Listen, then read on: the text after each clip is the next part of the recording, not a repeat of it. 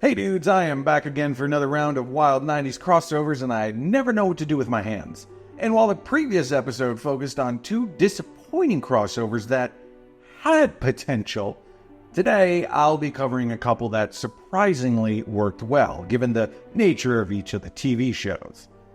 Or each of the shows. Saying it that way sounded weird. And we're going to start with one of my favorite shows in the 90s, and one that's, unfortunately, still putting out new episodes.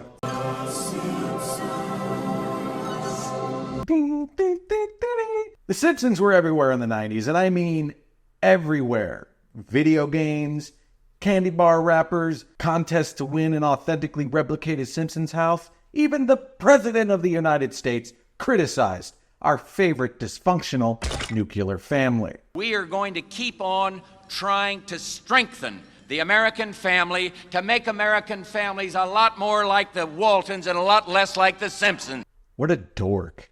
But one of the more bizarre crossovers to ever occur with the Simpsons in the 90s was on an episode of America's Most Wanted. For those that don't remember, America's Most Wanted was one of the most groundbreaking true crime shows on TV during the 90s. First airing in 1988, this reality program featured segments which showed reenactments of crimes by wanted fugitives, and walked the line as both a source of entertainment as well as an active public service through the use of a toll-free hotline which viewers could call with information to help capture suspects depicted on the show. Wish I threw more commas in there, Jesus. This style of programming received praise and cooperation from law enforcement officials such as the FBI and the U.S. Marshal Service, and helped lead to the capture of nearly 1,200 fugitives. Good job, TV.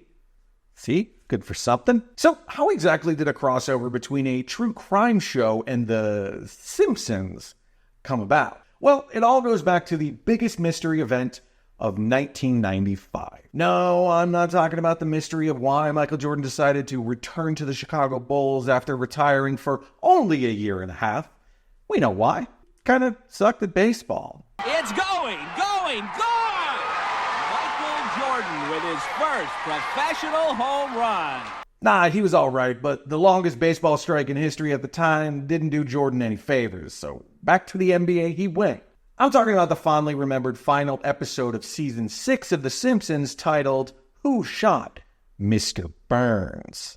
And with Maggie. This cliffhanger episode left Simpsons fans shocked as Springfield's evil billionaire C. Montgomery Burns was gunned down. During the summer of 1995, the nation was caught up in a whodunit fever, even featuring a contest if you correctly guessed who shot Mr. B, and followed the convoluted method of entering a contest by using 1-800-COLLECT, a 1-800 number that provided a fixed rate to make phone calls in the United States. You see, kids, we used to have to call our parents to pick us up after seeing a movie, and there were only payphones around, and usually we used the last bit of money we had to play one more game of Primal Rage, so 1-800-COLLECT was the best way to let our parents know we were ready to go. This is how we did it. At the tone, please say your name. Mom, it's me. Come pick me up. Can we get McDonald's? Please hold for billing acceptance. It was a very 90s thing. Anyway, needless to say, the anticipation was high, and Fox wanted to capitalize on it even more. The crossover was an episode of America's Most Wanted titled Springfield's Most Wanted, and aired immediately before the Season 7 premiere of The Simpsons. Presented by John Walsh, the host of America's Most Wanted, the episode followed a lot of the same beats as your typical episode of the show, but interjecting various clips from past Simpsons episode, giving a glimpse into the life of Burns, and various character motives for wanting him dead. The episode isn't necessarily bad, it's got some comedic moments, like, seeing boxes of donuts on every single cop's desk. That's subtle. And various guests giving their predictions for who the killer is. But it is a product of the time. Example, if I were to throw out the names Andrew Shue, Courtney Thorne Smith, or Chris Elliott, would you even know who I'm talking about? Maybe. Andrew Shue and Courtney Thorne Smith were both stars on the sexy West Hollywood television drama Melrose Place. I don't know what you hope to accomplish, but I think you should leave. It's a public place. Or did you lose sight of that gyrating all over the floor with my father's widow? Oh, I'm definitely going to revisit that show. And Chris Elliott was, well, Chris Elliott. The idea of this crossover works, using a crime that took place in the world of The Simpsons and bringing in one of the most recognizable true crime shows from the 90s. It had a lot of potential. But besides introducing various real-world figures like LA Police Chief Daryl Gates to give his opinion on the shooter, this is more of a glorified clip show than anything. It could have been more entertaining and kept its tongue-in-cheek presentation had it actually been written by Simpsons writers as opposed to Bob Bain, who was a co-executive producer of some show called New Monkeys in 1987, and Jack Permeter, maybe that's how you say his name, but his only writing credit is this episode. Some critics even disparaged John Walsh for his participation, citing that his credibility was tainted, and described it as gimmicky, tacky, and blatant groveling for viewers. Pretty harsh, but still, you gotta hand it to Fox for trying something different and capitalizing on the Simpsons mania that had swept the nation. And if you got 20 minutes to kill, you can check out the full episode on YouTube right now, and maybe at least you'll see some good clips of The Simpsons. This next crossover is actually from the year 2000, but since it aired in February, I'm going to let it slide. I mean, what are the higher-ups at I Miss the 90s going to do? Fire me? If there was ever a crossover episode that we didn't know we needed, but seamlessly blended two iconic shows from the 90s, it would be the Cops X-Files crossover episode, appropriately, albeit uncreatively named, X-Cops. Sounds like the name of a quickly canceled Image comic series. Close enough. Everyone knows what X-Files is. And if you don't, well, I don't want to be your friend. Alright, I'll be your friend, but you're going to have to let me explain the premise of the show using 10 words or less. Ready? FBI agents Babe and Mega Babe uncover government secrets. Aliens. That's 10 words. And am I wrong? The show Cops, I'd argue, was equally popular, but for different reasons. Debuting in 1989 and, holy shit, still running to this day? I wasn't expecting that. I mean, I thought for sure Cops went off the air in the mid-2000s. Huh. What if they still use that banger of a theme song, Bad Boys, by Inner Circle? Oh man, I gotta subscribe to Fox Nation if I want to watch new episodes? It doesn't seem worth it. The fuck are the Patriot Awards? And why does every platform need a subscription service these days? I know, old man yells at a cloud, but seriously, why do we put up with this?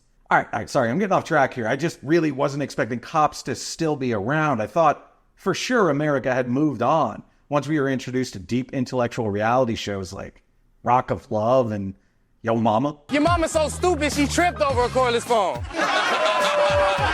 So Cops is a reality show that follows members of law enforcement with cameras as they patrol the streets, harass sex workers, rescue cats, and chase down someone's drunk uncle. No joke. Someone in my 8th grade class proudly exclaimed they saw their uncle on Cops the night before. Florida. Now, at face value, these two shows don't seem like they'd exist in the same universe. At least, tonally. X-Files took itself pretty seriously in its writing, always alluding to government cover-ups and secret, shadowy organizations, which, I don't know, probably led to a whole generation of people displaying the I don't consent to Facebook using my photos and information rants on their wall, followed by 16 uploads of the same angled photo of themselves. Daddy, chill. Sorry, just someone get your uncle off of Facebook. Now, I'm not going to spoil the episode because I actually really believe that you should check this one out. The way this crossover comes about is pretty flawless, and it makes sense, especially in the world built by the X-Files. The ever-skeptical Scully is uncomfortable with being followed around by a film crew, but still performs her job the best she can. Because the FBI has nothing to hide. While Mulder sees this as an opportunity to present real paranormal activity to a national television audience. Possibility of capturing concrete proof of the paranormal, of a werewolf in front of a national audience, even an international audience, what's not to love? The episode manages to capture the spirit of both shows and presents an interesting take on what a successful crossover would look like. In fact, this wasn't the first time this crossover was pitched by series writer Vince Gilligan. During the 4th season of X-Files, Gilligan brought the concept to series creator Chris Carter, who believed the idea would be too goofy. But after what many believe to be the show's final season, Season 7, Gilligan was given the green light. Attaboy, Gilligan. The episode felt fresh and brought something new to the long-running series and was mostly praised by critics at the time, calling it clever and actually quite frightening, with some likening it to the Blair Witch Project. Seriously, do yourself a favor and watch this episode if you're a fan of X-Files and have even a passing interest in the show Cops. And that's going to do it for this episode about weird 90s and one early 2000s crossover. I've got one more coming up that I think might take the record for the most crossover appearances, so you don't want to miss it. Until next time, dudes, I'm Mike O'Connor. Later. Lips are dry.